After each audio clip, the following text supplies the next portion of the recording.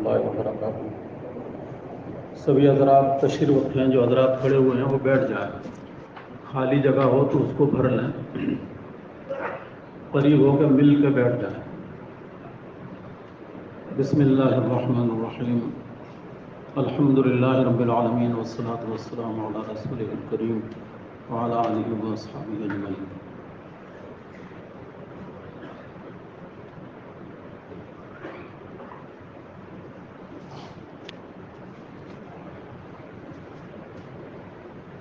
محترم بزرگوں اور پیارے بھائیوں،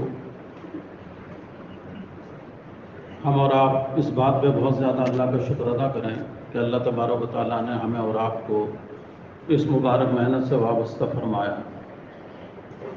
اور جیسا کہ صبح فجر کے بعد کے بیان میں آپ نے سنا کہ ہماری دو ذمہ داریاں ہیں، ایک تو استقامت ہے پہلی ذمہ داری، اور دوسری ذمہ داری ہے نصرت۔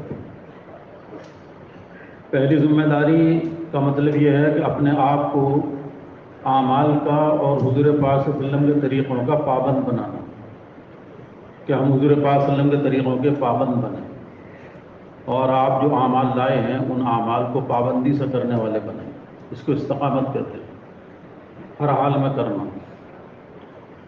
اور دوسری ذمہ داری ہے نصرت، یعنی اپنی جان کو، اپنی مال کو، اپنی صلاحیتوں کو لگا کر دوسروں کو تیار کرنا۔ اب اس دوسروں کو تیار کرنے میں اپنے گھر والے ہیں، اپنے محلے والے ہیں، اپنے شہر والے ہیں، اپنے ملک والے ہیں، پوری امت ہے اور پوری انسانیت ہے، کیونکہ اللہ تعالیٰ نے ہمیں اور آپ کو سارے انسانوں کی رہبری کے لیے نکالا ہے۔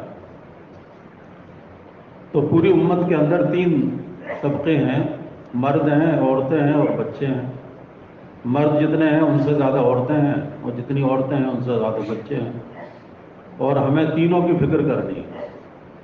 فضائل اعمال کے اندر ہدایت صحابہ میں حضرت شیخ نے تینوں باب الگ الگ باندھے ہیں۔ مردوں نے کیا کیا قربانیاں دیں دین کی خاطر، پھر عورتوں کا دینی جذبہ، اور پھر بچوں کے کارنامے اس میں بیان کیے ہیں۔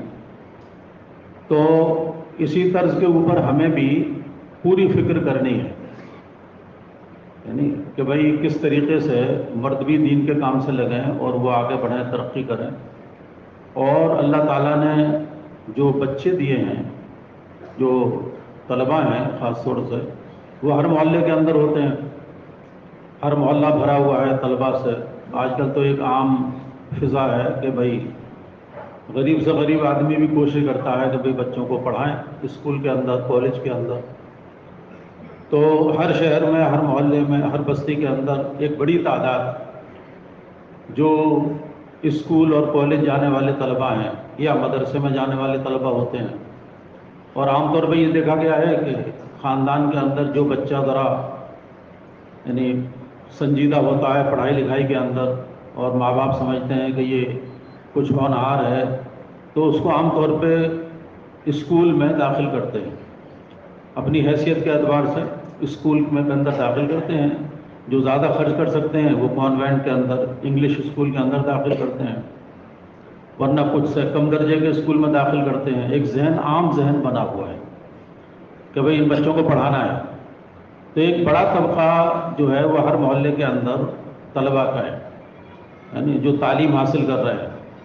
اور ہم سب جانتے ہیں کہ تعلیم چاہے وہ مدرسے کی لائن کی ہو یا اسکول کالج کی لائن کی ہو، تعلیم کے ذریعے سے استعداد بڑھتی ہے، یعنی جو تعلیم بچے حاصل کرتے ہیں ان کے اندر استعداد پیدا ہوتی ہے، ان کی صلاحیتوں میں نکھار پیدا ہوتا ہے، سوچنے سمجھنے کی صلاحیت بہت بڑھ جاتی ہے، بات کو سمجھنا، بات کو سمجھانا، اس کی صلاحیت بڑھتی ہے، دماغ کی فیکلٹیز کھل جاتی ہیں، یعنی کوئی بات کہہ رہا ہے تو اس کے سمجھنے کی صلاحیت پیدا ہوتی ہے، اور اس کی زندگی میں جو ہے یعنی ڈائنمک انداز ہو جاتا ہے، اس کا بہت ایکٹیو ہو جاتا ہے۔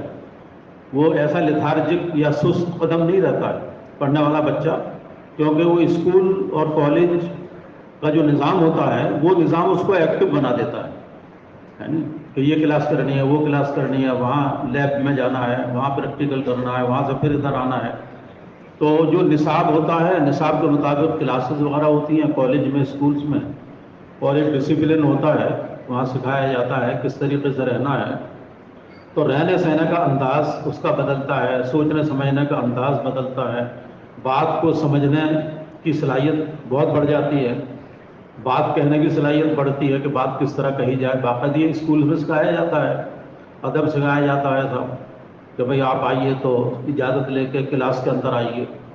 تو یہ ساری صلاحیتیں یعنی پیدا ہوتی ہیں اور اس کی استعداد بہت بڑھتی ہے. ہماری کوشش اور فکر یہ ہو کہ یہ صلاحیتیں جو اس کے اندر کالج کے ذریعے سے یا اسکول کے ذریعے سے یہ پیدا ہو رہی ہیں، اس کے اندر یہ صلاحیتیں پیدا ہو رہی ہیں اور یہ استعداد اس کی بڑھ رہی ہے، تو یہ استعداد اور یہ صلاحیت اگر دین پہ نہ لگی تو یہ ساری صلاحیت سڑ کے برباد ہو جائے گی اور خالص دنیا پہ لگ جائے گی اور اس کا کوئی نفع اس کو آخرت میں حاصل نہیں ہوگا. اگر یہ صلاحیت جو اسکول اور کالج میں پیدا ہو رہی ہے اور جو استعداد بڑھ رہی ہے اس کے اندر، اگر اس کا رخ دین کی طرف ہو جائے اور یہ بچے اللہ کے دین کے کام میں لگ جائیں تو خود بخود ان کے اندر ایمان بڑھے گا، ان کی صلاحیتوں میں اور چار چاند لگیں گے اور پھر ان کا رخ زندگی کا صحیح ہو جائے گا. اور آگے چل کے جب یہ بڑے ہوں گے، ان کی شادی ہوگی، ان کے بچے ہوں گے، تو پھر اسی رخ پہ اپنی فیملی کو لے کے چلیں گے. یہ تربیت شروع سے ہوتی ہے، لیکن آج کل اس کی اسکول کالج میں تو کوئی تربیت نہیں ہے اس طرح کی. میں کبھی کبھی میٹنگز وغیرہ میں جاتا ہوں، کہہ بھی دیتا ہوں کہ بھئی آج کل تعلیم کا تو بہت زور ہے لیکن تربیت کی کوئی فکر نہیں ہے، جبکہ تعلیم کے ساتھ تربیت ہے، یعنی کیریئر کے ساتھ کریکٹر ہوتا ہے. عام طور پہ جو بچہ کالج سے یونیورسٹی میں آتا ہے تو وہ یونیورسٹی جو ہے نا کریکٹر سرٹیفکیٹ مانگتی ہے، تو بھئی کریکٹر سرٹیفکیٹ دو. یعنی کہنے کا مطلب یہ ہے کہ تم اپنے پڑھائی لکھائی کے اعتبار سے تو بہت اچھے ہو لیکن ایک انسان کی حیثیت سے آپ کیسے ہیں، یعنی یہ بھی تو ایک چیز ہے نا کہ انسان کی حیثیت سے آپ کیسے ہیں، تو وہ کریکٹر سرٹیفکیٹ کہلاتا ہے. یعنی آپ بحیثیت انسان کے آپ کیسے ہیں، اچھا انسان ہوتا ہے، برا انسان ہوتا ہے. یعنی ایک جگہ ایک بڑی گیدرنگ تھی، وہاں انوگریشن تھا، تو مجھ سے کہا کہ کوئی بات کر لو، وہاں سارے پڑھے لکھے لوگ موجود تھے. تو میں نے ان سے یہی عرض کیا، میں نے کہا آج کل ہم بہت زیادہ زور دے رہے ہیں تعلیم کے اوپر، تو دینا بھی چاہیے، کوئی غلط نہیں ہے، کوئی ناجائز نہیں ہے، لیکن اس کے ساتھ ساتھ تربیتی نظام کوئی ہے. بھئی تربیتی نظام بھی تو ہونا چاہیے کہ ایک ڈاکٹر بن گیا لیکن یہ ڈاکٹر کیسا بنا، یعنی یہ اچھا انسان بھی بنا کہ نہیں بنا. ایک انجینئر بن گیا لیکن یہ اچھا انسان بھی بنا کہ نہیں بنا. ایک پروفیسر بن گیا، ایک مینیجر بن گیا، ایک لائر بن گیا، لیکن اس کے ساتھ یہ دیکھنا ہوگا کہ یہ اچھا انسان بھی بنا کہ نہیں بنا. پھر میں نے ان سے سوال قائم کیا، میں نے کہا یہ بتائیے کہ سب سے اچھے انسان کون ہے پوری کائنات کے اندر، پوری کائنات میں سب سے اچھے انسان کون؟ تو چاروں طرف سے آوازیں آئیں، حضرت محمد صلی اللہ علیہ وسلم. ان سے اچھا تو کوئی نہیں، سب سے بہتر تو وہ ہیں ساری کائنات میں. اور اللہ تعالیٰ نے اپنے پاک کلام میں ان کو نمونہ بتایا ہے کہ حضرت محمد صلی اللہ علیہ وسلم کی ذات مبارک کے اندر تمہارے لیے بہترین نمونہ موجود ہے. اگر نقل کرنی ہے تو ان کی کرو، فالو کرنا ہے تو ان کو فالو کرو، ان کے طریقوں پہ چلو تو تم اللہ تعالیٰ کے محبوب بن جاؤ گے. اللہ کا محبوب بننے کا راستہ اللہ کے محبوب کی اتباع ہے، پیارے رسول صلی اللہ علیہ وسلم کے طریقوں پر چلنا ہے. جو حضرت مولانا صبح فرمایا تھا کہ استقامت کا مطلب اللہ کے رسول صلی اللہ علیہ وسلم کے طریقوں کے پابند بنے. تو جو سب سے اچھے انسان ہیں پورے کائنات میں، ان کی پیروی کرنے سے، ان کی چال چلنے سے، ان کی اتباع کرنے سے، یعنی ان کی نقل کرنے سے تو انسان اچھا بنے گا، جو سب سے اچھے ہیں. اور وہ پورا مجمع بولا کہ سب سے اچھے تو وہ ہیں. تو میں نے کہا جب وہ سب سے اچھے ہیں تو ان کی نقل کرنے سے ہی تو ہمارے بچے اچھے بنیں گے اور ہم خود اچھے بنیں گے. ان کی نقل کرنے سے، ان کی پیروی کرنے سے، اور ان کے طریقوں کو ہی دین کہتے ہیں. دین کس چیز کا نام ہے؟ اللہ کے رسول صلی اللہ علیہ وسلم کے طریقے. تو ہمارے جو بچے ہیں پڑھنے جا رہے ہیں کالج میں، اسکول میں، وہاں کوئی تربیتی نظام نہیں ہے، وہ تو اپنے حساب سے چلاتے ہیں اور انہیں کوئی فکر بھی نہیں ہے. وہ تو یہ ہے کہ بھئی یہ ڈاکٹر انجینئر بن جائیں بس، باقی یہ کیا بنیں گے آگے چل کے، ان سے انسانوں کو نقصان پہنچے گا یا فائدہ پہنچے گا، اس کی کوئی کسی کو فکر نہیں ہے. یعنی امریکہ کے اندر ہماری جماعت تھی تو وہاں پہ انہوں نے دیکھا کہ سب یہ سارے لوگ پڑھے لکھے لوگ ہیں، پی ایچ ڈی ہیں، سارے یونیورسٹی میں پڑھاتے ہیں. تو انہوں نے جماعت کا حال دیکھ کر کے اپنے بہت بڑا اسکول تھا ان کا، ہائی اسکول تک، تو انہوں نے کہا کہ بھائی ہم اپنے ٹیچرز کو جوڑنا چاہتے ہیں اور آپ 1 گھنٹہ فارغ کر لیں بیچ میں اور ہم آرڈر نکال دیں گے، پرنسپل صاحب نے کہا۔ تو ہماری جماعت نے کہا کہ ٹھیک ہے، ہمیں کوئی اثر، ہم تو آئے اس لیے ہیں۔ تو انہوں نے 1 گھنٹے کا بیچ میں بریک دیا اور اس میں آرڈر نکال دیا کہ بھائی کلاسز سسپینڈ رہیں گی اور سارے ٹیچر جو ہیں وہ پرنسپل آفس میں آ جائیں۔ ایک وقت مقرر ہو گیا، بڑا اسکول تھا وہ، اور وہ بھی امریکہ کا اسکول۔ تو سارے ٹیچر جمع ہو گئے، ہماری جماعت بھی پہنچ گئی، اور امیر صاحب نے مجھ سے کہا کہ بھائی ان سے بات کرو۔ تو خیر میں نے تعارف کیا، تھوڑی سی بات کی، اور بات کے دوران میں نے یہی عرض کیا، میں نے کہا آپ کا جو تعلیمی معیار ہے تو پوری دنیا اس کو تسلیم کرتی ہے، اور ہم بھی تسلیم کرتے ہیں کہ آپ کا تعلیمی معیار، آپ کی ڈگری کی بڑی اہمیت ہے مارکیٹ کے اندر۔ یہاں سے کوئی ڈپلومہ بھی کر کے چلا جائے تو اس کی بھی بڑی اہمیت ہے کہ صاحب امریکہ سے پڑھ کے آیا ہے، امریکہ کی ڈگری لے کے آیا ہے، تو مارکیٹ میں اس کی ویلیو ہے، اس کی اہمیت ہے، اس کو سب تسلیم کرتے ہیں، ہم بھی تسلیم کرتے ہیں۔ لیکن میں نے کہا ان کا تربیتی نظام کوئی ہے کہ آپ نے ڈاکٹر تو اچھا بنا دیا لیکن انسان اچھا بنا کہ نہیں بنا؟ اس کا کیا نظام ہے آپ کے پاس؟ کوئی تربیتی نظام ہے آپ کے پاس کہ یہ اچھے انسان بن کے نکلیں یہاں سے؟ یعنی ان کے اندر اللہ کا خوف ہو، ان کے اندر جو ہے پاک دامنی ہو، ان کے اندر حیا ہو، ان کے اندر توکل ہو، ان کے اندر تقوی ہو، ان کے اندر ہمدردی کا جذبہ ہو، ان کے اندر انصاف آئے، ان کے اندر احسان آئے، ان کے اندر ایثار آئے، ان کے اندر والدین کی خدمت کا جذبہ ہو، یہ لوگوں کے کام آنے والے بنے، لوگوں کی خدمت کرنے والے بنے، کیا یہ کوالٹیز بھی پیدا کرتے ہیں آپ ان کے اندر؟ تو جب میں نے یہ بات کہی کریکٹر والی بات، تو وہ سب ایک دوسرے کا منہ دیکھ رہے تھے، حالانکہ وہ کسی کو بولنے نہیں دیتے آسانی سے۔ امریکہ والے کہتے ہیں کہ بھائی ہم سب سے سپیریئر، لیکن جب میں نے یہ سوال قائم کیا تو وہ ایک دوسرے کا منہ دیکھ رہے تھے اور کوئی جواب نہیں تھا۔ میں نے کہا مثال کے طور پہ تربیتی نظام میں سب سے پہلی چیز جو ہے ادب ہے، اور میں نے کہا ہمارے ہندوستان میں ایک آیا آتا ہے کہ با ادب با نصیب اور بے ادب بے نصیب۔ یہ تربیتی نظام کا بہت بنیادی چیز ہے، یہ با ادب با نصیب اور بے ادب بے نصیب، کہ وہ جو با ادب بنے گا وہ با نصیب بنے گا، اس کا نصیب یعنی کھل جائے گا، اور جو بے ادب ہو جائے گا اس کا نصیب پھوٹ جائے گا۔ تو میں نے کہا ادب سکھانے کا کوئی طریقہ ہے کہ یہ بچے ادب کریں، بڑوں کا ادب کریں، ماں باپ کا ادب کریں؟ اچھا وہاں 4 مہینے کیونکہ ہماری جماعت رہی تو ہم دیکھ رہے تھے کہ کتنی بے ادبی ہے وہاں، ایسی بے ادبی کا تصور بھی نہیں کیا جا سکتا، ایسی بے ادبی، بڑوں کو تو کوئی وہی نہیں ہے کیونکہ سکھانے والا کوئی نہیں ہے۔ تب اس کے بعد سے یہاں سے پھر دعوت شروع کی ہم نے، اور 6 صفات کی دعوت دی۔ میں نے کہا بھائی ہمارے یہاں ایک نظام ہے یہ، اور اس نظام کے تحت ہی ہم یہاں پہ آئے ہیں، حالانکہ ہم سب بہت پڑھے لکھے لوگ ہیں، لیکن ہم اسی کو سیکھنے نکلے کہ ہمارے اندر یہ صفات پیدا ہو جائیں، ہے نا؟ کیونکہ ایک بزرگ نے فرمایا تھا کہ 6 نمبر 6 باتیں اور 6 صفات، ان میں 3 میں کیا فرق ہے؟ تو وہی جواب یہ ملا کہ اگر کوئی ان کو گنوائے 1 نمبر 2 نمبر تو یہ 6 نمبر ہیں، اور اگر ان پہ بات کی جائے تو یہ 6 باتیں ہیں، اور اگر یہ زندگی میں آ جائیں تو یہ 6 صفات ہیں۔ تو اصل کیا ہے؟ اصل بیان کرنا تھوڑی ہے کہ ہم پہ 6 نمبر بیان کرنے آ گئے، اصل تو صفات ہیں، اپنے اندر صفات پیدا کرنا۔ یعنی اس لیے کہتے ہیں کہ نیکی کا بیان کرنا آسان ہے، نیک بننا مشکل ہے۔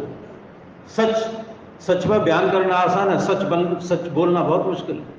ایمانداری پہ بیان کرنا آسان ہے، لیکن ایماندار بن کر چلنا یہ بڑا مشکل ہے۔ بیان کرنے میں کہا جاتا ہے 1 گھنٹے بیان کر لو، 2 گھنٹے بیان کر لو، اصل تو عملی زندگی ہوتی ہے، جو صفات اندر پیدا ہونی چاہیے، صفات ایمانی اور صفات قرآنی، صفات قبولیت، اور صفات کی بنیاد پر انسان قیمتی بنتا ہے۔ میں وہاں ڈپارٹمنٹ میں جیولوجی میں جو ہے پتھروں کو پڑھاتا ہوں، تو یہ قیمتی پتھر جو ہوتے ہیں پریشیس اسٹونز کہتے ہیں، ان کے اندر 3 صفات کہی جاتی ہیں، 3 صفات ہونی چاہیے تب یہ قیمتی پتھر کہلاتے ہیں۔ وہ صفات پڑھائی جاتی ہیں کون کون سی صفات ہوں، اگر وہ صفات نہیں ہیں تو پتھر قیمتی نہیں ہے، بیکار ہے، اس کی کوئی قیمت نہیں۔ جیم اسٹونز کہتے ہیں ان کو، قیمتی پتھر ہوتے ہیں، ان کی صفات ہیں جو کتابوں میں لکھی ہوئی ہیں۔ کہ صاحب پہلی تو بیوٹی ہے کہ خوبصورت ہونا چاہیے، دوسرے ڈیوریبلٹی ہے کہ وہ سخت ہونا چاہیے، اس کی ہارڈنس زیادہ ہو، اور تیسرے ریئرٹی ہے کہ وہ نایاب ہو، ریئر ہونا چاہیے، نایاب ہونا چاہیے، نہیں کہ ہر جگہ راستے میں مل رہا ہے ٹھوکر مارنا ہو تو وہ قیمتی تھوڑی ہوگا، ریئر ہونا چاہیے۔ ریئر کا مطلب نایاب، نایاب کا مطلب ملتے ہی نہیں ہے آسانی سے وہ، تو میں نے کہا یہ 3 صفات ہم پڑھاتے ہیں اسٹوڈنٹ کو کہ یہ 3 صفات جس پتھر میں ہوں گی وہ پتھر قیمتی مانا جائے گا.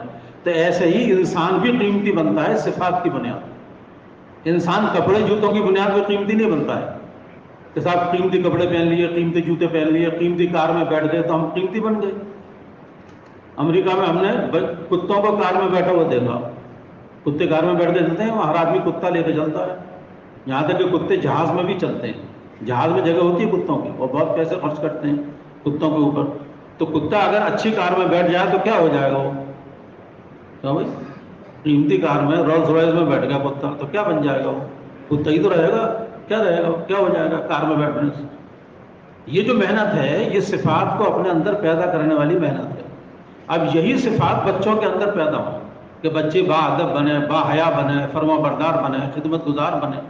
یعنی کہ ماں کو پہچانے, باپ کو پہچانے, بھائیوں کو پہچانے, رشتے داروں کو پہچانے, جس کو صلہ رحمی کہتے ہیں. لیکن آج کی تعلیم جو ہے نا اسکول کالج کی, اس میں ان چیزوں کی کہیں جگہ نہیں ہے الا ماشاء اللہ. ان چیزوں کی کوئی جگہ نہیں ہے وہاں پہ. اس لیے ہمیں فکر کرنی پڑے گی الگ سے کہ یہ بچے جو اسکول جا رہے ہیں, کالج جا رہے ہیں, ان کا تربیتی نظام ہمیں سوچنا پڑے گا اور انہیں اس دعوت والے ماحول سے قریب کرنا پڑے گا. اپنے گھر کی تربیت جو ہوتی ہے نا وہ اصل ہوتی ہے. گھر کی تربیت, گھر کی تربیت اتنی مضبوط ہوتی ہے کہ اگر تعلیم کے حلقے کے ذریعے گھر میں تربیت ہو رہی ہے اور اس میں بچے بیٹھے ہوئے ہیں جو اسکول جاتے ہیں, کالج جاتے ہیں, وہ تعلیم میں بیٹھ رہے ہیں, یہ تعلیم اتنی طاقتور چیز ہے کہ یہ زندگیوں کو بدل دیتی ہے. زندگیوں کو بدلنے میں اس کا بہت بڑا دخل ہے. فضائل اعمال کی جو تعلیم, اس سے ایمان بھی بڑھتا ہے, یقین بھی پیدا ہوتا ہے, اور اعمال کا شوق اور جذبہ پیدا ہوتا ہے, عمل کرنے کا شوق پیدا ہوتا ہے آدمی کے اندر خود بخود. کیونکہ عمل کا اسکوپ سامنے آتا ہے, عمل کا بھاؤ سامنے آتا ہے کہ عمل کرنے میں ملے گا کیا. میں نماز پڑھوں گا تو کیا ملے گا, قرآن پڑھوں گا تو کیا ملے گا, والدین کی میں خدمت کروں گا تو کیا ملے گا. یہ صفات پیدا ہوتی ہیں فضائل اعمال کی تعلیم سے. اس لیے بچے اگر تعلیم میں بیٹھیں گے, گھر کی تعلیم میں, تو خود بخود ان کی زندگی میں تبدیلی آئے گی, ان کے یقین میں تبدیلی آئے گی. اور پھر باہر کا جو ماحول ہے, گندا ماحول, برا ماحول, بگڑا ہوا ماحول, اس ماحول کا اثر انشاءاللہ ان بچوں پہ نہیں ہوگا. اگر گھر کی تربیت مضبوط ہے, گھر کا نظام مضبوط ہے, اور گھر میں کوئی نظام نہیں ہے, اگر گھر میں پابندی سے تعلیم نہیں ہو رہی ہے, گھر میں اعمال کا ماحول نہیں ہے, تو جو بچے اس ماحول میں پلیں گے تو باہر سے وہ فتنہ لے کے گھر میں گھسیں گے. یعنی ہم ایسے بے فکر نہ رہیں.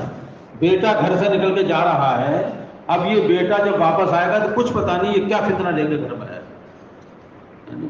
آج کل بچیوں کے بھی پڑھانے کا ماحول ہے, اب بچی گھر سے جا رہی ہے نکل کے, اب اسکول سے واپس آ رہی ہے, کچھ پتہ نہیں کہ یہ کیا فتنہ لے کے گھر میں آ رہی ہے, اگر ہم نے تربیتی ماحول قائم نہ کیا اپنے گھر کے اندر. اس لیے تعلیم اور تربیت یہ دونوں چیزیں ہیں ساتھ ساتھ ہیں, کہ تعلیم کے ساتھ تربیت ہے. تربیت کی فکر ہونی چاہیے, اور وہ تربیت کیسے ہوگی؟ وہ تربیت اللہ کے رسول صلی اللہ علیہ وسلم کے طریقے کے مطابق ہی ہوگی, اور وہ ہے کہ گھر کے اندر تعلیم کا حلقہ. اور جو بچے ہیں, یعنی جو بیٹے ہوتے ہیں جیسے, تو ان کی فکر کرنا اور ان کو اپنے ساتھ دعوت کے ماحول میں جوڑنا. اور جو محلے کے بچے ہیں جو اسکول جاتے ہیں اور جو کالج جا رہے ہیں, ان کی پوری فکر کرنا, تاکہ یہ بچے جو ہیں آگے کا مستقبل ہے, یہ فیوچر ہے, بلکہ یہ امت کی کریم کہی جاتی ہے. جو بچے اسکول کالج میں پڑھتے ہیں یہ کریم ہے امت کی, اور ہر گھر میں عام طور پہ, اور یہ کریم ہے امت کی بالکل. آگے چل کے یہی بڑے ہوں گے, اور یہی چل کے آگے چل کے یہ بڑے بڑے شعبوں کو سنبھالتے ہیں, ڈپارٹمنٹ کو سنبھالتے ہیں, ان کو نوکریاں ملتی ہیں, یہ اپنی اپنی پوزیشن پہ جاتے ہیں. یعنی میں یونیورسٹی میں پڑھاتا ہوں تو ہمارے یہاں ایک بڑی تعداد یونیورسٹی کے اندر رہتی ہے, ہاسٹل کے اندر. اب ظاہر ہے ماں باپ نے تو بھیج دیا انہیں پڑھنے کے لیے, اب وہ آزاد ہے, اب کوئی کنٹرول کرنے والا نہیں ہے, کوئی نگرانی کرنے والا نہیں ہے ان کی. تو الحمدللہ اس دعوت کے کام کے ذریعے سے ان کی حفاظت ہو رہی ہے. ہر ہال کے اندر, ہر ہاسٹل کے اندر ہمارے یہاں مسجد, اور وہاں مسجد میں یہ دعوت کا نظام ہے, دعوت کا کام ہے, اور لڑکے اس میں جڑتے ہیں, اور جڑنے کے بعد ان کے اندر ایسی صلاحیت پیدا ہوتی ہے, ایسی سمجھداری پیدا ہوتی ہے دعوت کے کام کی, اور ایسی صفات پیدا ہوتی ہے کہ ان کو دیکھ کر رشک آتا ہے. جس کے بارے میں صبح میں فاروق بھائی نے اشارہ کیا تھا, امریکہ کی کارگزاری جو سنائی تھی, تو آپ کو یاد ہوگا فاروق بھائی بار بار یہ کہہ رہے تھے کہ ان کو دیکھ کر کے آنکھیں ٹھنڈی ہوتی تھی. ایسے نوجوان امریکہ کے اندر نظر آئے کہ ان کو دیکھ کے آنکھیں ٹھنڈی ہو رہی ہیں. بعض میں اس میں امامہ باندھے ہوئے ہیں, جبکہ یہ انجینئر ہیں, یہ ڈاکٹر ہیں, یہ مینیجر ہیں, یہ لائر ہیں, اور دیکھنے سے ایسا معلوم ہوتا ہے کہ جیسے کسی دارالعلوم سے فارغ ہیں. رائے پور ایک جگہ ہے سہارنپور کے پاس، جو بڑی خانقاہ تھی ایک زمانے میں، تو یعنی کافی سال پہلے میرا جانا ہوا وہاں، اس وقت میں ایم ایس سی کر رہا تھا، 83 کی بات، سن 83 کی. تو الحمدللہ اللہ تعالیٰ نے دعوت کام سے لگا دیا تھا. تو شیروانی پہنے ہوئے، داڑھی اور ٹوپی، اور ایک مفتی صاحب تھے، تو ان سے میرا تعلق تھا، وہ مجھے اپنے ساتھ لے گئے تھے. اس وقت میں ماشاءاللہ وہاں کافی اچھی رونق اور بہت اچھا ماحول تھا. تو وہاں پہ لے گئے تھے کہ چلیے خانقاہ میں چلتے ہیں، بزرگوں سے ملاقات کریں گے. میں ان کے ساتھ چلا گیا. تو خیر میں جا کے بیٹھا، ملاقات ہوئی. تو مفتی صاحب نے ابھی تک تعارف نہیں کرایا تھا، لیکن وہ بزرگ مفتی صاحب کو جانتے تھے جن کے پاس ہم بیٹھے جا کر کے. تو ان بزرگ نے فوراً مفتی صاحب سے پوچھا کہ مفتی صاحب یہ کس مدرسے سے فارغ ہیں، میرے بارے میں، کہ مفتی صاحب یہ کس مدرسے سے فارغ ہیں. تو مفتی صاحب مسکرانے لگے کہ یہ کسی مدرسے سے فارغ نہیں ہے، بلکہ یہ تو علی گڑھ مسلم یونیورسٹی کے طالب علم ہیں، اور یہ وہاں ایم ایس سی کر رہے ہیں جیولوجی کے اندر. میں ایم ایس سی کر رہا تھا اس کو. پھر میں نے اپنا تعارف کرایا. میں نے کہا میں سائنس پڑھ رہا ہوں انگریزی میں، اور میں یونیورسٹی میں پڑھتا ہوں ایم ایس سی، جو آخری ڈگری ہوتی ہے، اور اس کے بعد وہ پی ایچ ڈی کرتے ہیں لوگ. تو میں آپ کو بتا نہیں سکتا کہ انہوں نے اتنی دعائیں دی اور اتنے خوش ہوئے تھے کہ ان کی آنکھوں میں خوشی سے آنسو آ گئے تھے. اور ایک دم مجھے چپٹایا اور یہ کہا کہ یہ یعنی اب الحمدللہ ایسا ماحول بن گیا یونیورسٹی کے اندر، یونیورسٹی میں ایسا ماحول بن رہا ہے. تو میں نے تھوڑی سی کارگزاری ان کو سنائی، کیونکہ وہ متوجہ ہوئے اور وہ خوش ہوئے. تو پھر ایسے وقت میں تھوڑی علماء کرام کو کارگزاری سنا دینی چاہیے. تو ہمارے بڑے یہ کہتے ہیں ورنہ تو خاموش رہے آدمی، دعا کی درخواست کرے. تو انہوں نے پوچھا کہ اب یونیورسٹی میں ایسا ماحول بن رہا ہے. تب میں نے ان سے عرض کیا کہ الحمدللہ یہ دعوت کا کام وہاں چلا، اور اللہ تعالیٰ نے اس کام کے ذریعے سے ماحول بدلا. ورنہ ہم بھی ناواقف تھے اس ماحول سے، لیکن یونیورسٹی میں آنے کے بعد میں اللہ تعالیٰ نے اس محنت سے جوڑا تو اللہ تعالیٰ نے زندگی بدلی، کچھ شعور پیدا ہوا تھوڑا بہت. ابھی بھی یہ نہیں ہے کہ پورا دین آیا زندگی میں، دین سیکھ رہے ہیں، سیکھنے کے لیے نکلتے ہیں اللہ کے راستے میں. تو میرے پیارے بھائیوں، بزرگوں، دوستوں، ہمیں اپنے طلباء کی بہت فکر کرنی پڑے گی، کیونکہ اس سے جو استعداد پیدا ہوتی ہے، صلاحیت پیدا ہوتی ہے، اگر وہ دین پہ نہ لگی تو پھر وہ دنیا پہ لگ کے ضائع ہو جاتی ہے. اور یہ یعنی جو طبقہ ہوتا ہے پڑھنے لکھنے والا، یہ بڑی صلاحیت والا ہوتا ہے، ان کے اندر بڑی صلاحیت بھری ہوتی ہے. اور ہمارے بڑے فرماتے ہیں کہ یہ جو دعوت کا کام ہے، یہ صلاحیتوں کو پیدا بھی کرتا ہے اور صلاحیتوں کو صحیح رخ پہ بھی لگا دیتا ہے. اس سے صلاحیتیں پیدا بھی ہوتی ہیں اور صلاحیتیں صحیح رخ پہ بھی لگ جاتی ہیں. عجیب کام ہے یہ دعوت والا کام، یہ صلاحیتوں کو پیدا بھی کر دیتا ہے. اگر صلاحیتیں نہیں ہیں تو پیدا ہو جائیں گی، اور صلاحیتیں ہیں تو وہ صحیح رخ پہ لگ جائیں گی، ٹھکانے لگ جائیں گی، آدمی کو دنیا آخرت میں اس کا نفع پہنچائے گا. تو یہ جو طبقہ ہوتا ہے طلباء کا، یہ بہت اہم ہوتا ہے. اور ان کے اندر یہ جذبہ پیدا کرنا کہ بھائی ہم جو پڑھائی لکھائی کر رہے ہیں، یہ پڑھائی لکھائی سے ہمیں ڈگری ملے گی، اور ان ڈگریوں کو ہم حضور پاک صلی اللہ علیہ وسلم کے دین کو زندہ کرنے میں استعمال کریں گے. اس لیے ہمارے بزرگوں میں سے ایک بزرگ فرماتے تھے کہ یہ جو ڈگریاں تم حاصل کر رہے ہو، یہ ڈگریاں صحابہ کے گھوڑوں کی طرح ہیں. صحابہ اپنے گھوڑوں کو پالتے تھے، پرورش کرتے تھے اس نیت سے کہ ان گھوڑوں کو ہمیں اللہ کے راستے میں استعمال کرنا ہے.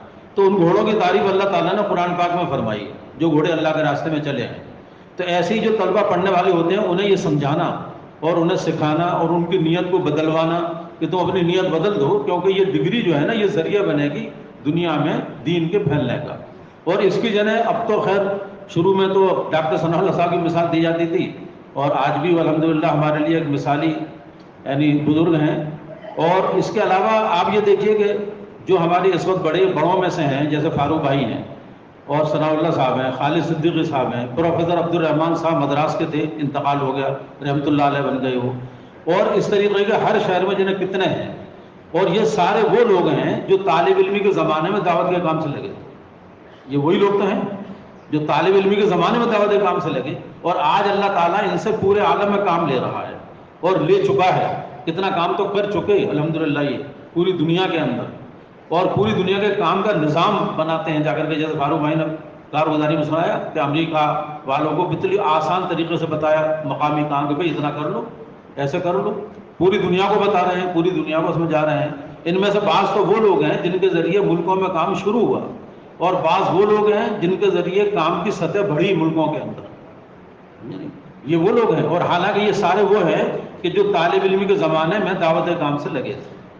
انہی میں سے ایک بزرگ فرما رہے تھے کہ میرا پہلا چلہ سن 58 میں لگا، 1958 میں پہلا چلہ لگا، اور یہ کہا انہوں نے کہ ہائی اسکول کے بعد میرا پہلا چلہ لگا۔ میں نے ہائی اسکول کیا 58 کے اندر، اور ہائی اسکول کرتے ہی ایک میوات کی جماعت آئی ہمارے گاؤں میں، اور اس جماعت کے ساتھ میں جڑ گیا اور جماعت نے میرا چلہ لگوا دیا۔ تو پہلا چلہ ہائی اسکول کے بعد لگا، اس کا نتیجہ یہ ہوا کہ آج پوری دنیا میں اللہ کام لے رہا ہے، پوری دنیا کے اندر اللہ نے کام لیا اور لے رہا ہے۔ تو میرے پیارے بھائیوں، ہم بچوں کو چھوٹا سمجھ کر نظر انداز نہ کریں کہ ابھی چھوٹا ہے، بلکہ چھوٹے پن سے ہی ان کو اپنے ساتھ لیں، اپنے ماحول کے اندر، یعنی محلے کے بچوں کو، اور ان کو محبت پیار سے قریب کریں۔ یہ بچے جو ہیں نا، یہ محبت چاہتے ہیں، یہ ٹوکا ٹاکی نہیں ہونی چاہیے بچوں کو، ڈانٹ ڈپٹ ٹوکا ٹاکی۔ بعض لوگوں کا انداز ایسا ہوتا ہے کہ بچے مسجد میں آئیں گے تو وہ مسجد میں جب آتے ہیں تو بچوں کو ڈانٹنے لگتے ہیں، پتہ نہیں کیوں۔ بچوں کو مسجد میں اگر بچے آ رہے ہیں نا، ڈانٹنا نہیں چاہیے مسجد کے اندر۔ یہ تو کتنی خوشی کی بات ہے کہ ہمارے بچے مسجد میں نظر آ رہے ہیں، ورنہ یہ کہیں اور نظر آئیں گے اگر آپ ڈانٹ ڈپٹ کریں گے ان کے ساتھ میں۔ تو بچوں کو تو بہت خوشی کے ساتھ اپریشیٹ کرنا چاہیے کہ بتاؤ یہ بچے ہمارے مسجد میں نظر آ رہے ہیں۔ یعنی میں جس کالج میں رہتا ہوں علی گڑھ میں، وہاں پہ 4 بچے ہیں، وہ ہائی اسکول کے لیول کے ہیں، اور میں دیکھتا ہوں کہ فجر سے پہلے، فجر کی جماعت سے پہلے وہ چاروں آ کے بیٹھ جاتے ہیں انتظار میں، نماز کے اندر، فجر کی نماز کے اندر۔ تو اتنے پیارے لگتے ہیں وہ، اتنے اچھے لگتے ہیں۔ تو میں نے کہا دیکھیے یہ بچے ہیں چھوٹے چھوٹے، اور بڑے بھی جنہیں کتنے سو رہے ہیں محلوں کے اندر، اور یہ ہائی اسکول کیا ہے، اور یہ بچے ماشاءاللہ نماز میں آ گئے، فجر کی نماز میں۔ تو ان میں سے ایک بچے سے میں نے پوچھا، میں نے کہا تمہارے ابا ماشاءاللہ بڑی اچھی تربیت دے رہے ہیں، اور تمہارے ابا جگہ دیتے ہوں گے صبح؟ تو بچہ مسکرا کے بولا کہ ابا نہیں، امی جگاتی ہیں۔ یہ کہا اس نے، ابا نہیں امی جگاتی ہیں، ابا تو ڈانٹتے رہتے ہیں۔ یہ کہا اس نے، ابا تو ڈانٹتے رہتے ہیں ہمیں ہر وقت، امی جگاتی ہیں مجھے، امی بھیجتی ہیں مسجد میں۔ تو یعنی بچوں کو ہر وقت ڈانٹ ڈپٹ کرنا یہ بالکل مناسب نہیں ہے، بچے کے اندر وحشت پیدا ہو جاتی ہے۔ ہمارے یہاں تو نرمی ہے، ہم اپنے بچوں کو، طلباء کو ایسے چلائیں جیسے نئے ساتھیوں کو جماعت میں چلاتے ہیں۔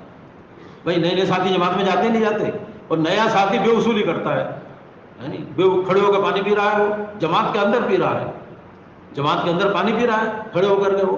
اب ہم خاموش ہیں، کچھ کہہ نہیں سکتے، ڈانٹ ڈپٹ کی تو فوراً بستر باندھ کے چلا جائے گا واپس، نہیں میرے بس کا نہیں ہے، اور جا کے محلے میں یہ کہے گا کہ صاحب کام تو بہت اچھا ہے لیکن میرے بس کا نہیں، کیونکہ برداشت نہیں رہی اب وہ پہلا والا زمانہ نہیں رہا جو بچوں کو جوتوں سے مارا جاتا تھا۔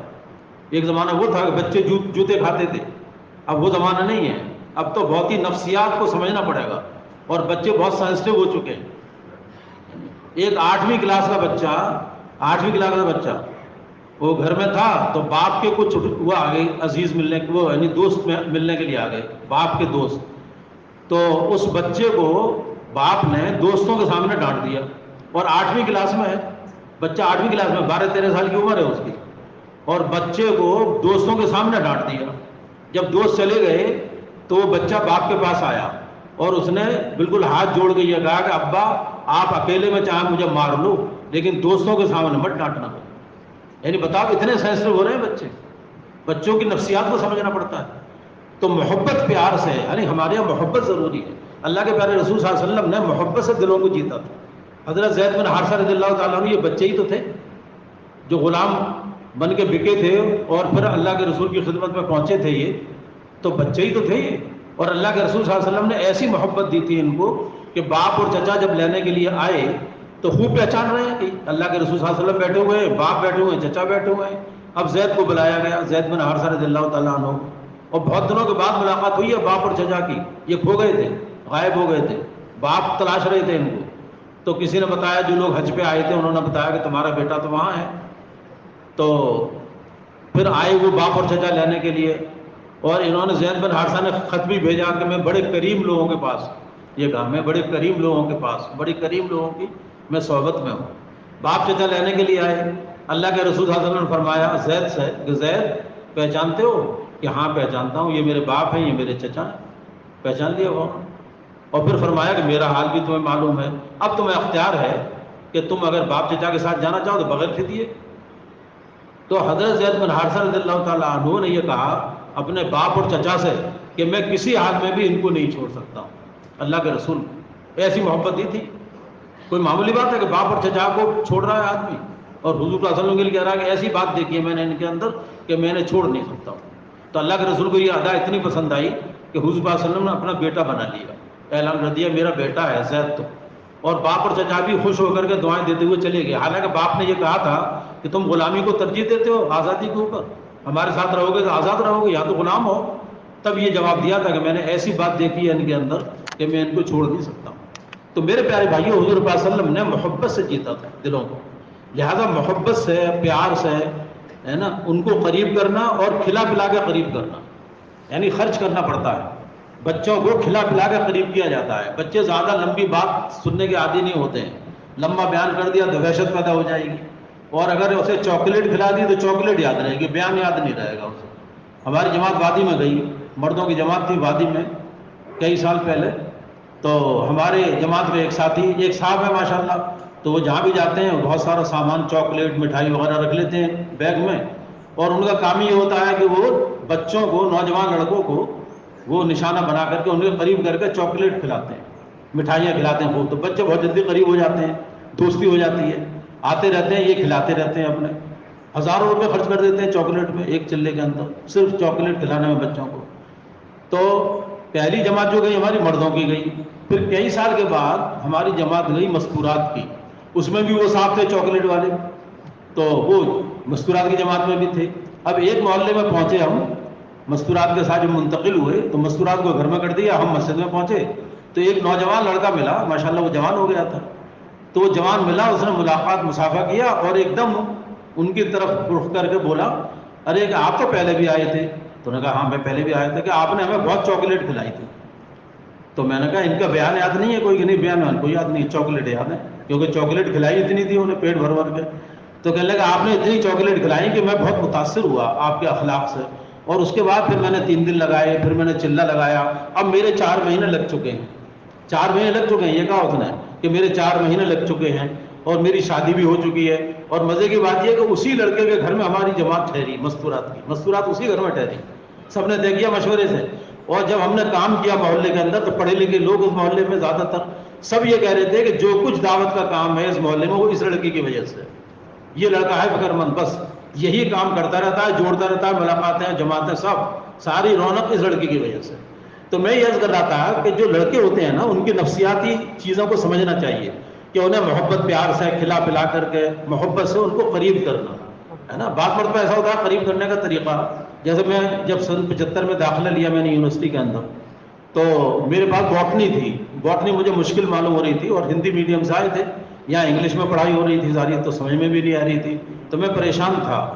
تو ایک دفعہ میں بیٹھا ہوا تھا مغرب کے بعد اپنے کمرے میں ہاسٹل میں, تو ایک صاحب آئے, بہت لمبی داڑھی ان کے, ٹوپی لگائے ہوئے, اور معمر قسم کے, جیسے ادھیڑ عمر کا کوئی ہوتا ہے, آ کے میرے پاس بیٹھ گئے سلام کر کے, اور مجھ سے تعارف کیا, اور تعارف کرنے کے بعد پوچھا کیا کیا سبجیکٹ ہیں آپ کے پاس. میں نے کہا میرے پاس باٹنی ہے, کیمسٹری ہے, یہ ہے. تو کہنے لگے ایسا ہے میں باٹنی سے MSc کر رہا ہوں. انہوں نے یہ کہا میں باٹنی سے MSc کر رہا ہوں.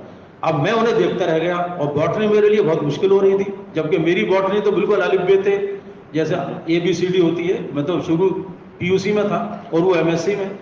تو کہنے لگے میں MSc کر رہا ہوں باٹنی سے, اور میں بہت دیر تک دیکھتا رہ گیا. میں نے کہا یہ MSc کر رہے ہیں اور ان کی داڑھی ہے. سن 75 کی بات ہے یہ, اس وقت اتنا ماحول بنا نہیں تھا. تو ایک تو مجھے یہ میرے اوپر اثر ہوا کہ یہ MSc کر رہے ہیں, اور باٹنی میرے لیے کتنا مشکل ہو رہا ہے, اور یہ MSc تک پہنچ گئے باٹنی میں. اس کے بعد انہوں نے جو اصل بات کہی قریب کرنے کے لیے, بہت پکے دائی تھے وہ, انہوں نے کہا کہ ایسا ہے کہ تمہیں پریشانی آ رہی ہوگی کیونکہ تم ہندی میڈیم سے پڑھ کے آئے ہو, UP بورڈ سے, تو میں تیار ہوں اور میں تمہیں پڑھایا کروں گا, تو تمہارا مسئلہ دور ہو جائے گا. بالکل میرے لیے تو حلوہ ہے یہ, بالکل جو تم پڑھ رہے ہو یہ کچھ بھی نہیں ہے, یہ تو خواب میں بتا دوں گا میں اگر اس کے بارے میں آپ پوچھو گے سوتے میں, کہ یہ تو کچھ بھی نہیں ہے میرے لیے, اس لیے میں تمہیں روزانہ پڑھا دیا کروں گا باٹنی سے. اب یہ سمجھ لیے کہ ایک دم میرے دل میں ان کی جگہ بن گئی فوراً, کہ انہوں نے تو میرا مسئلہ حل کر دیا. یعنی مجھے مشکل معلوم ہو رہا ہے سبجیکٹ, اور یہ پڑھانے کو تیار ہے فری میں, اور یہ کہا میں پیسے ویسے نہیں لوں گا, یہ میں سمجھنا اگر ٹیوشن پڑھاؤں گا میں تو تمہیں یوں ہی پڑھاؤں گا فی سبیل اللہ, میں آ جایا کروں گا 1 گھنٹے پڑھا دیا کروں گا, تمہارا مسئلہ حل ہو جایا کرے گا. اب انہوں نے مجھے پڑھایا, اور سب سے اچھے نمبر پھر میرے اس میں آئے باٹنی کے اندر ہی, اتنا اچھی طرح سے پڑھایا. آج بھی میں ان کی عزت کرتا ہوں, اور انہوں نے انگلی پکڑ کے مجھے دعوت کام سے لگایا. اب جتنا اللہ مجھ سے جو بھی کام لے دنیا میں, ان کے اکاؤنٹ میں جائے گا نہیں جائے گا. تو میرے پیارے بھائیوں میں یہ عرض کرنا چاہ رہا تھا کہ ہم اپنے طلباء کو قریب کریں, جو بھی راستہ ہو, سب سے وہی راستہ تو یہی ہے کہ کھلا پلا کے, محبت پیار سے ان کا اکرام کر, ان کو قریب کرنا, ماحول میں جوڑنا, تعلیم میں جوڑنا, گشت میں جوڑنا, بیان میں بٹھانا, اور کبھی کبھی جیسے خروج ہوتا ہے اللہ کے راستے کا تو اللہ کے راستے میں ان کو اپنے ساتھ لے جانا، محلے کے بچوں کے ساتھ جانا، پھر ان کی وہاں تربیت کرنا، تاکہ خروج کے ذریعے سے ذہن بن جاتا ہے آدمی کا، بہت جلدی دعوت کے کام کو سیکھتا ہے۔ اور یہ پڑھنے لکھنے والے لڑکے تو بہت جلدی سیکھتے ہیں، کیونکہ ان کے ذہن کھلے ہوئے ہوتے ہیں، پڑھائی لکھائی کے ذریعے سے یہ بڑے ایکٹیو ہو جاتے ہیں، ان کے ذہن کی فیکلٹیز کھل جاتی ہیں، تو یہ بہت جلدی سمجھ لیتے ہیں، یعنی دین کے کام کو، مثالوں کو، دعوت کی بات کو بہت جلدی۔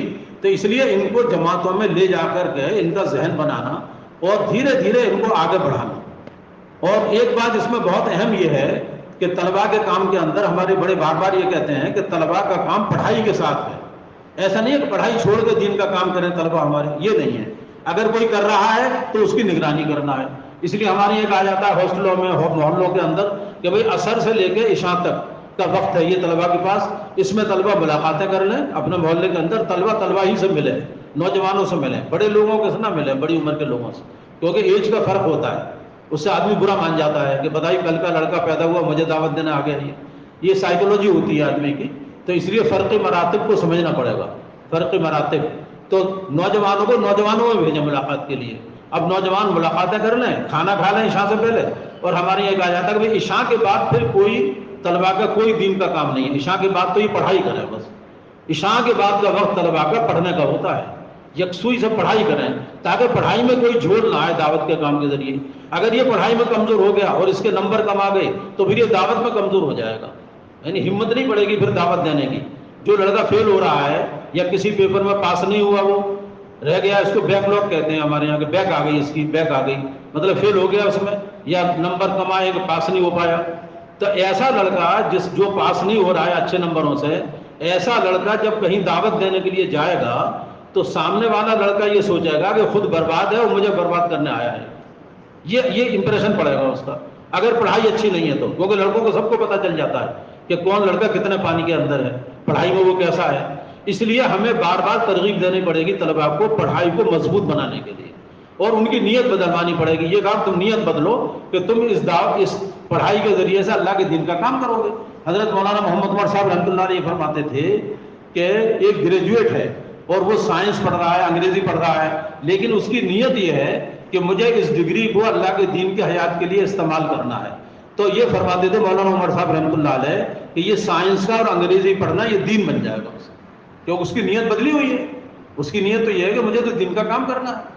یعنی جیسے جماعت میں جاتے ہیں تو جماعت میں آدمی خدمت میں طے ہو گیا، اب خدمت والے آلو اور پیاز اور ٹماٹر خرید کے لائے، وہ آلو کاٹ رہے ہیں، آلو چھیل رہے ہیں، حالانکہ ہیں جماعت میں، تو یہ آلو چھیلنا، ٹماٹر چھیلنا، یہ دعوت کا کام ہے کہ نہیں ہے؟ یہ تھوڑی کہ بیان کرنا ہی دعوت کا کام ہے۔ دو ساتھی ٹکٹ لینے کے لیے لگے ہوئے ہیں، تو ٹکٹ لینا یہ دعوت کے کام میں آئے گا، یہ کیونکہ جماعت کا ایک کام ہے، دعوت کا کام جو ہوتا ہے نا اس میں کام تقسیم کیے جاتے ہیں۔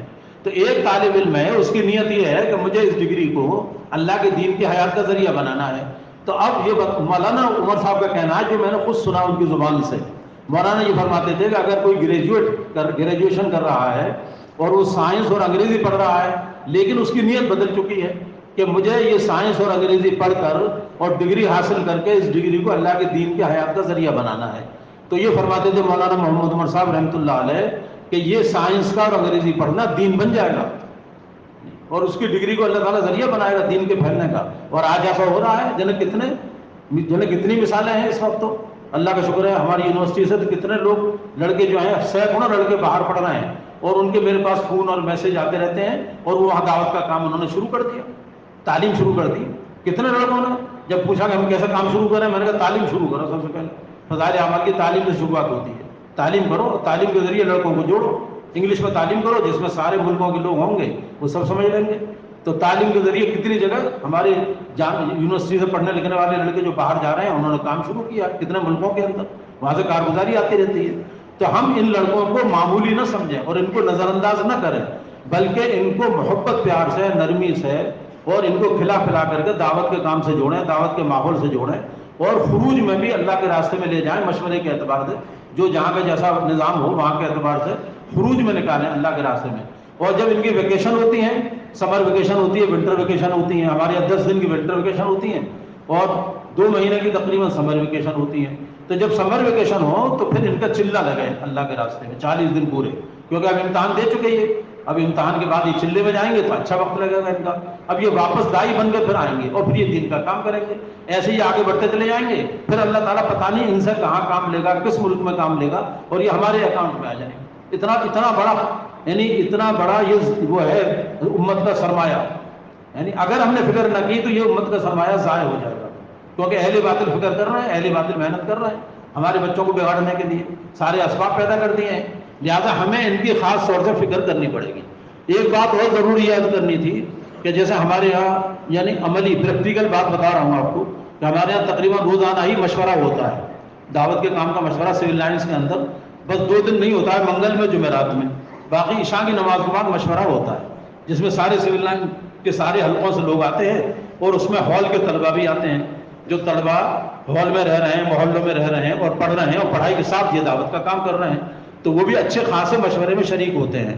لیکن ہمارے بڑوں کا نظام یہ ہے مشورے کا کہ جلدی سے طلبہ کے مسائل کو پہلے لے لیتے ہیں، طلبہ کے جو مسائل ہوتے ہیں وہ پہلے لے لیتے ہیں کہ بھئی طلبہ کے جو مسائل ہیں وہ بتا دیں، اور طلبہ کو سب سے پہلے فارغ کر دیتے ہیں، یہ کہہ دیتے ہیں کہ بھئی طلبہ فارغ ہیں، کیوں فارغ ہیں؟ کہ پڑھائی کرو جا کر کے آؤ، اور یہ بھی نہیں کہتے کہ سارے طلبہ آئیں مشورے کے اندر، بلکہ یہ کہتے ہیں کہ ہر مسجد وار جماعت 2 ساتھیوں کی جوڑی بنا کے مشورے میں بھیجے، تاکہ باری باری سے ساتھی آتے رہیں، اس میں طلبہ بھی آ جاتے ہیں، 2 جوڑی میں جو ہے طلبہ آتے ہیں، تو ہال کے طلبہ ہوتے ہیں ان کی بھی ایسی ترتیب بنی ہوئی ہے کہ بھئی 2 آج آگے مشورے میں، آپ کل نہیں آئیں گے، یہ کل دوسرے طلبہ آئیں گے، تاکہ پڑھائی کا نقصان نہ ہو، اور مشورے میں بھی آتے رہیں بدل بدل کے۔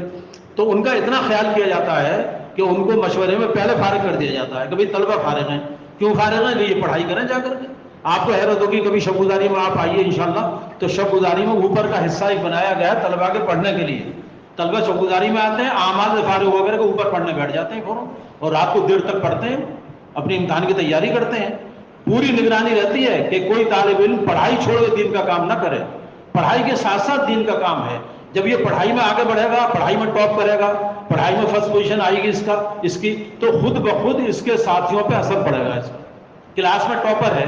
اکثر الحمدللہ اللہ کا شکر یہ ہے کہ جو طلبہ ہمارے یہاں دعوت کے کام سے لگے ہوئے ہیں، اللہ کا شکر ہے کہ وہ اپنی پڑھائیوں میں بھی اوپر ہیں بالکل، یعنی A گریڈ میں اور ٹاپ پوزیشن وہ حاصل کرتے ہیں زیادہ تر طلبہ، اکثریت طلبہ کی جو ہے، کیونکہ ان کو یہ ترغیب دی جاتی ہے، ان کی نگرانی کی جاتی ہے کہ کوئی طالب علم عشاء کے بعد کوئی ملاقات نہیں کرے گا، بلکہ عشاء کے بعد وہ پڑھائی کرے گا، یا تو لائبریری جائے پڑھنے کے لیے، کمرے میں پڑھے، تاکہ پڑھائی پہ اثر نہ پڑے اس کا، ورنہ خدا خاصہ اگر یہ فیل ہو گیا دعوت کے کام کے ساتھ، تو پھر خود شیطان اس کو بہکائے گا، اور شیطان یہ کہے گا کہ یہ جماعت کی وجہ سے تو فیل ہوا ہے، شیطان یوں وسوسہ ڈالے گا کہ تو جماعت میں جاتا تھا اس لیے فیل ہو گیا، لہذا یہ دعوت کام سے بھی چلا جائے گا، اور دوسرے لوگ بھی یہی کہیں گے کہ تم تو جماعتوں میں جاتے رہتے اس لیے تم فیل ہو گئے، لہذا یہ ہمیشہ کے لیے کٹ جائے گا دعوت کے کام سے۔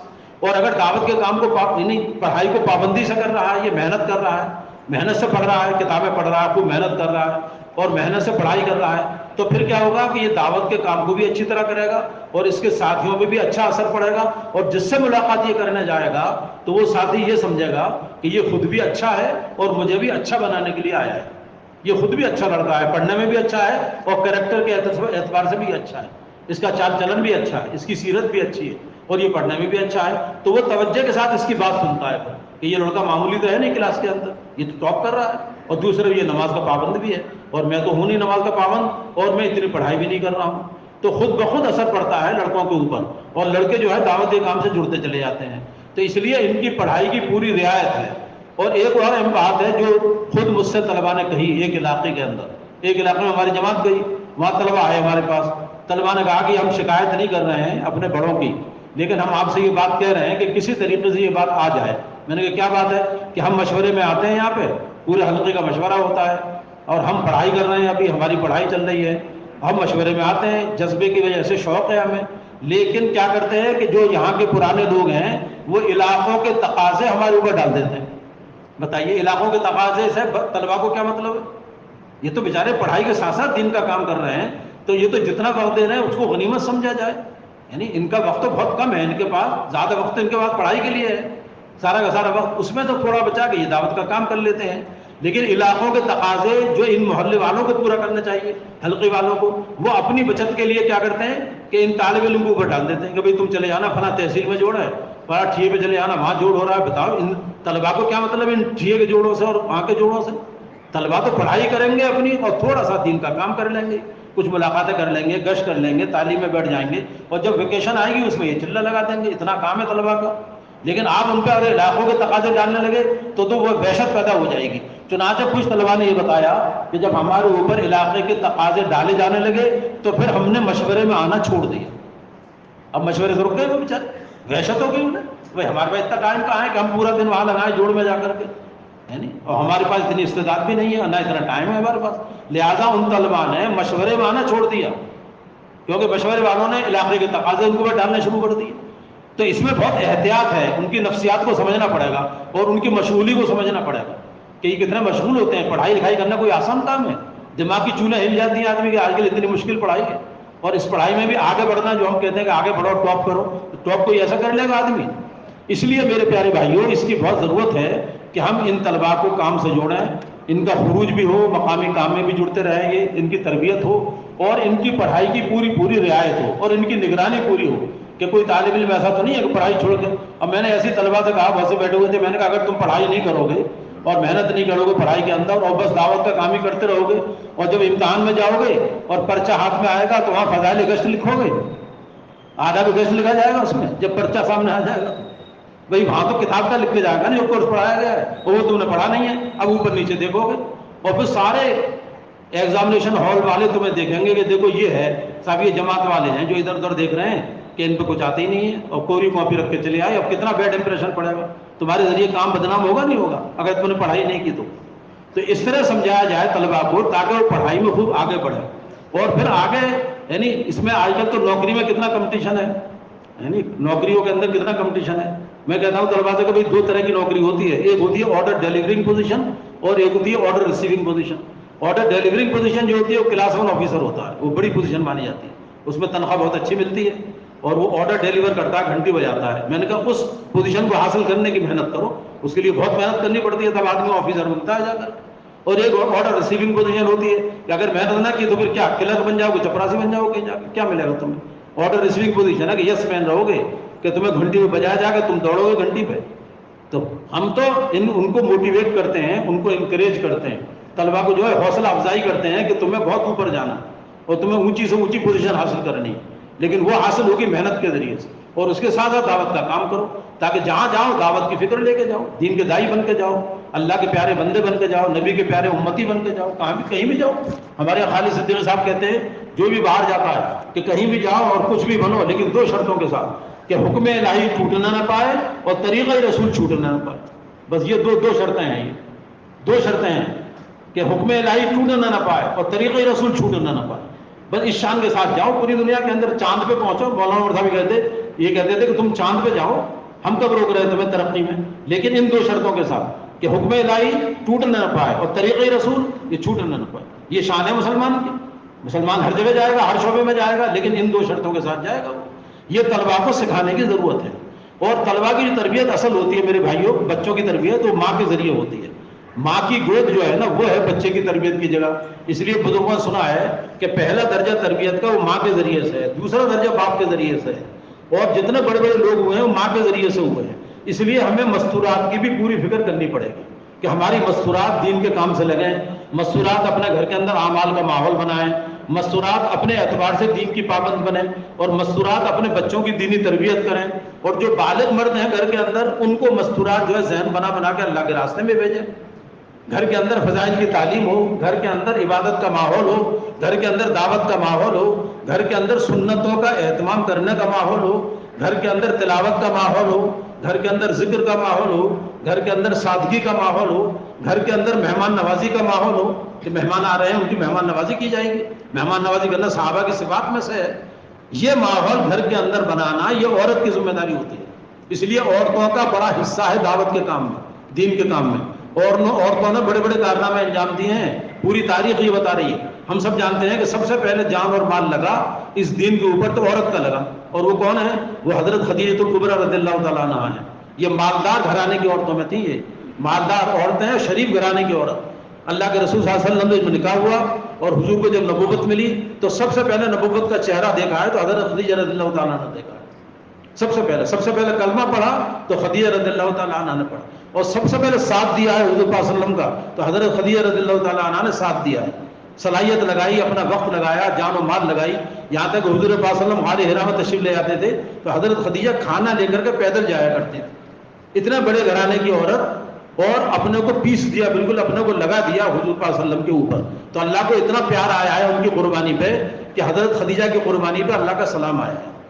اللہ کا سلام حضرت خدیجہ رضی اللہ تعالیٰ عنہ کے لیے ہے. اور علماء یہ کہتے ہیں کہ یہ قربانی کی بنیاد پہ، علم اور عبادت کی بنیاد پہ نہیں ہے، اللہ کا سلام. اور صدیق اکبر کو مردوں کے اندر صدیق اکبر کو سلام آیا تبوک کے موقع پہ، اور وہ بھی قربانی کی بنیاد پہ آیا. وہاں بھی قربانی ہے، یہاں بھی قربانی ہے. تو عورتوں کے بڑے بڑے کارنامے دعوت دین کے اندر ہیں. حضرت خدیجہ رضی اللہ تعالیٰ عنہ کی مثال ہے. اور ایسے ہی حدیث کی جاننے والی اور شریعت سنت کی جاننے والی وہ حضرت عائشہ رضی اللہ تعالیٰ عنہ، یعنی اللہ کے پیارے رسول صلی اللہ علیہ وسلم کی صحبت میں رہ کر کے شریعت کا اتنا علم حاصل کر لیا کہ بعد میں صحابہ مسئلے پوچھتے تھے حضرت عائشہ رضی اللہ تعالیٰ عنہ سے. یہ ہم سب جانتے ہیں، یہ عورتوں کے کارنامے ہیں. ایسے ہی سب سے پہلے شہادت جو ہوئی ہے، سب سے پہلے شہادت اسلام کے اندر ہوئی ہے تو وہ عورت کی ہوئی ہے، وہ حضرت سمیہ رضی اللہ تعالیٰ عنہ. یہ کارنامے ہیں عورتوں کے. تو ہم اپنی عورتوں کو یہ نہ سمجھیں کہ بس یہ تو گھر کی صفائی کے لیے اور بچے پالنے کے لیے اور کھانا بنانے کے لیے پیدا ہوئی ہیں، بلکہ ہم اپنی عورتوں کو حکمت سے، محبت سے، نرمی سے ان کو دعوت کے کام کے قریب کریں، اور گھر کے اندر تعلیم کا ماحول بنائیں. اور ویکلی تعلیم جو ہوتی ہے محلے کے اندر ہر ہفتے، اس ہر ہفتے کی تعلیم میں اپنی عورتوں کو بھیجا کریں تاکہ وہاں ذہن بنے گا. عورتوں کا اثر عورتوں پہ زیادہ پڑتا ہے نا، عورتوں کا اثر عورتوں پہ زیادہ پڑتا ہے. اور بچوں کی دینی تربیت کرنا یہ بھی عورتوں کی ذمہ داری ہے. اور اللہ کے راستے میں نکلنے کا نظام بنانا، جیسے مردوں کی جماعتیں نکلتی ہیں ایسی مستورات کی جماعتیں بھی نکلتی ہیں. مستورات کی جماعتیں شرائط کے ساتھ ہیں، لیکن کہ محرم کے ساتھ جائیں گی اور پورے پردے کے ساتھ جائیں گی، پورا پردہ ہو اور ساتھ میں محرم ہو. سب پرانے ساتھ یہ سب جانتے ہیں. تو اپنے محرم کے ساتھ میں مستورات کا بھی وقت لگے، یعنی 3 دفعہ 4 دفعہ اگر 3 دن لگ جائیں تو پھر عشرہ لگے اپنے محرم کے ساتھ پورے پردے کے ساتھ. اور جب عشرہ لگ جائے تو پھر چلہ لگے، اور جب چلہ لگ جائے تو پھر 2 سال کا عشرہ ہے اور تیسری سال کا چلہ ہے. اور مشورے سے بیرون کا نظام ہے کہ بیرون کی جماعتیں بنتی ہیں، جو کارگزاری میں ہمارے سامنے سارا آیا ہے ابھی کہ چلی کی مستورات کی جماعتیں، بیرون کی مستورات کی جماعتیں. ابھی ہماری یونیورسٹی سے ایک جماعت انگلینڈ گئی تھی 2 مہینے پہلے، تو ابھی کچھ دن پہلے واپس آئی ہے مستورات کی جماعت. 5 جوڑے گئے تھے ماشاءاللہ، اور بہت ہی بہترین کام کر کے وہ آئی ہے. پورے ملک کے اندر اتنا اچھا کام کیا ہے کہ وہاں پہ جو سننے والے حضرات تھے پرانے وہ بہت خوش ہوئے کہ اللہ تعالیٰ نے بڑا اچھا کام لیا اس جماعت سے. یعنی پورے انگلینڈ کے مین شہروں میں ساری جگہ وہ جماعت رہی، اور عورتوں نے عورتوں میں کام کیا اور مردوں نے مردوں میں کام کیا. 5 میں ماشاءاللہ 3 تو انگلش بولنے والی تھی اور 2 اردو والی تھی، اور بہت اچھا کام کر کے آئی. تو ایسے اگر ہماری زیادہ سے زیادہ مستورات کی جماعتیں نکلیں گی اللہ کے راستے میں تو مستورات میں کام کریں گی، مرد مردوں میں کام کریں گے. ان دونوں طبقوں میں جب دین آئے گا تو خود بخود تیسرا طبقہ جو بچوں کا ہے نا وہ دیندار بنتا چلا جائے گا. جب عورت دیندار بنے گی تو اس کا اثر بچوں پہ پڑے گا، وہ بچے دیندار بنتے چلے جائیں گے. ماں کا اثر بچے پہ زیادہ پڑتا ہے، اس لیے مادری زبان کہی جاتی ہے، مادری زبان، مدر ٹنگ. کہ آدمی بچہ جو ہے نا ماں کی زبان بولتا ہے، یعنی ماں سے زیادہ بچے اٹیچ ہوتے ہیں. اپنے گھر کے اندر ایک کمرے میں ہم لیٹے ہیں اور دوسرے کمرے میں آپ کی اہلیہ لیٹی ہیں. اب بچہ گھر میں آئے گا تو ہم نے دیکھا یہ کہ بچہ گھر میں داخل ہوتے ہی امی کے کمرے میں جاتا ہے، سیدھا باپ کے کمرے میں نہیں آتا ہے. امی کہاں ہے، امی کہاں ہے، یہ پوچھے گا امی کدھر ہے. یہ نہیں کہتے ابو کدھر ہے، ابو ذرا لحاظ ہوتا ہے، ڈر بھی ہوتا ہے ابو کا، لیکن امی سے زیادہ اٹیچمنٹ ہے نا. تو وہی پوچھے گا امی کدھر ہے، تو امی فلاں کمرے میں ہے. تو باپ بھی لیٹے ہوئے ہیں، حالانکہ پتا ہے کہ باپ ادھر لیٹے ہیں، لیکن امی کمرے میں گزر گئے جا کر وہ امی کے پاس زیادہ رہے. تو امی کی صفات منتقل ہوتی ہیں باپ بچے کے اندر. اس لیے عورتوں کا کام یہ بہت ضروری کام ہے، اس کو ہمیں یعنی نظر انداز نہیں کرنا چاہیے. لیکن وہی ہر جگہ کہ نرمی اور محبت، ڈنڈے کے ساتھ نہیں ہے، سختی کے ساتھ نہیں ہے. اور اللہ تعالیٰ نے قرآن پاک میں خود فرمایا یعنی قوا انفسکم واہلیکم نارا، اے ایمان والو بچاؤ اپنے کو جہنم کی آگ سے، اپنے کو اور اپنے اہل و عیال کو جہنم کی اس آگ سے جس کا ایندھن انسان اور پتھر ہے. لہٰذا ہمیں اپنے کو بھی بچانا ہے جہنم سے اور اپنی بیوی بچوں کو بھی جہنم سے بچانا ہے. تو کیسے بچانا ہے؟ وہ ڈنڈے کے ذریعے نہیں بلکہ تعلیم کے ذریعے بچانا ہے. تعلیم کا حلقہ پابندی سے، اور ہم بھی اس میں بیٹھیں. مرد جب تعلیم میں بیٹھتا ہے تو وزن بڑھ جاتا ہے، اس کا وزن پیدا ہو جاتا ہے. حضرت مولانا سعید احمد خان صاحب کے بارے میں ایک صاحب بتا رہے تھے کہ میں ان کے پاس بیٹھا ہوا تھا اور رات کو عشاء کے بعد ایک دم مولانا اٹھے اور یہ کہا کہ بھائی اب میں جا رہا ہوں اور اب میں اب گھر کی تعلیم میں بیٹھوں گا جا کر. مولانا یعنی مجلس کو چھوڑ کر کے گھر جا رہے تھے اور یہ فرمانے لگے اب مجھے اپنی گھر کی تعلیم میں بیٹھنا ہے. لہٰذا گھر کی تعلیم کے بارے میں بے فکر نہ رہیں. گھر کی تعلیم کے بارے میں، بلکہ گھر کی تعلیم کی پوری نگرانی کریں، پوری فکر کریں اور کوشش کریں کہ ہم بھی گھر کی تعلیم میں بیٹھیں تاکہ ہمارے گھر کے اندر دین کا ماحول بنے۔ حضرت جی مولانا انعام الحسن صاحب رحمۃ اللہ فرماتے تھے کہ یہ تعلیم جو ہے فضائل اعمال فضائل صدقات کی، یہ بے دینی کے سوراخ جو گھر میں کھلے ہیں ان کو بند کر دیتی ہے، بے دینی بند ہو جاتی ہے گھر میں آنا اس تعلیم کے ذریعے۔ اتنی طاقتور چیز ہے یہ، اس لیے ہمیں اپنی مستورات کی بھی فکر کرنی ہے اور اپنے طلباء کی بھی، بچوں کی بھی پوری فکر کرنی ہے تاکہ یہ دونوں طبقے ہمارے ہاتھ سے خدا نہ خاصا نکل نہ جائے۔ بلکہ ہمارے راج صاحب یہ کہتے تھے کہ اگر ہم نے عورتوں کی فکر نہ کی اور بچوں کی فکر نہ کی تو یہ عورتیں بچے بے دین ہو جائیں گے اور یہ بے دینوں کی ایک پارٹی بن جائے گی، پارٹی، یہ سب ایک ہو جاتے ہیں پھر یہ ماں بھی بے دین ہے اور بچے بھی بے دین ہیں، اب یہ دونوں ایک ہو گئے، بچے بھی ماں بھی سب ایک بن گئی، اب یہ بے دینوں کی ایک پارٹی بن گئی۔ اور ڈاکٹر نادر صاحب یہ کہتے تھے کہ ہم اپنے گھر میں بے گھر ہو جائیں گے، بے گھر کا مطلب یہ سب ہمارے خلاف ہو جائیں گے۔ اب کوئی بیرون کا سفر طے ہو گیا یا جماعت آ گئی، ہم اس کی نصرت کرنے والے ہیں اور یہ پوری پارٹی ہمیں دماغ سے بالکل یہ کہے گی کہ دماغ سے معروف ہو چکے ہیں، یہ ایب نارمل ہو چکے ہیں، لوگ پیسہ خرچ کر کے مکان بنا رہے ہیں، گاڑیاں خرید رہے ہیں اور یہ پیسہ جو ہے نا وہ جماعت میں خرچ کر رہے ہیں، تو یہ پوری پارٹی بن جاتی ہے، بیوی کی بھی بچوں کی بھی، بے دینوں کی پارٹی، اور یہ خلاف ہو جاتے ہیں پھر اس آدمی کے، اور اس آدمی کا دوبر ہو جاتا ہے جماعت کا کام کرنا۔ یہ جماعت کی دعوت تو کر ہی نہیں سکتا، یہ باہر سے لا کے کھانا کھلاتے ہیں بیچارے، ایسے لوگوں کو ہم نے دیکھا۔ ایک صاحب ہوٹل کا کھانا لائے 17 آدمی، بہت مہنگا کھانا، تو میں نے کہا بھائی تم نے اتنے پیسے خرچ کر دیے، کیا ضرورت تھی اس کی؟ تو کہنے لگے میرے گھر میں ماحول ہی نہیں ہے، میری بیوی تو چائے بھی بنا کے نہیں دے گی جماعت کو، اور میری طبیعت چاہتی ہے تو اس لیے میں ہوٹل سے کھانا خرید کے لایا ہوں۔ اگر گھر میں ذہن نہ بنا تو کسی جماعت کو چائے نہیں پلا سکیں گے، ہاں پلائیں گے، ہوٹل پہ تو خرید کے پلائیں گے۔ تو نصرت والا پہلو بھی خالی ہو جاتا ہے، اور پھر ایسا آدمی جب انتقال کرے گا تو تبلیغ بھی انتقال کر جائے گی، پھر اس کے گھر سے پورا گھر تبلیغ سے خالی ہو جائے گا، کیونکہ ہم نے فکر ہی نہیں کی اپنے بیوی بچوں کو دعوت کے کام سے لگانے کی۔ تو میرے پیارے بھائیوں، مؤدبانہ درخواست یہ ہے، ہمارے بڑے بار بار کہہ رہے ہیں کہ ہمیں سب کی فکر کرنی ہے، سب مل کے سب کی فکر کریں۔ ہمیں مستورات کو بھی دعوت کے کام سے لگانا ہے اور اپنے بچوں کو اور محلے کے سارے بچوں کو بھی دعوت کے کام سے لگانا ہے، اور پورے شہر کے جتنے لڑکے ہیں پڑھنے والے، باہر کے ہوں یا اندر کے ہوں، سب کو دعوت کے کام سے جوڑنا ہے۔ اس کے لیے اللہ تعالیٰ شکلیں سجاتے ہیں، مشورہ کریں، شکلیں سوچیں، یعنی اللہ سے دعائیں مانگیں، تو پھر اللہ تبارک و تعالیٰ ذریعہ بنا لیتے ہیں۔ تو کریں گے انشاءاللہ تعالیٰ۔